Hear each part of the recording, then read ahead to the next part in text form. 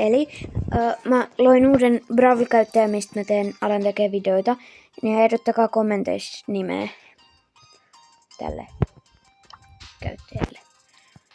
Mä just aloitin tän. Ja mulla on siis 2 muutakin käyttäjää.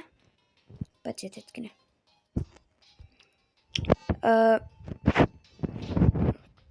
No mun pitää nytten ei tonne. Ja mulla on 2 muutakin käyttäjää. Ja tää on nyt blurrattuna. Sitten tää.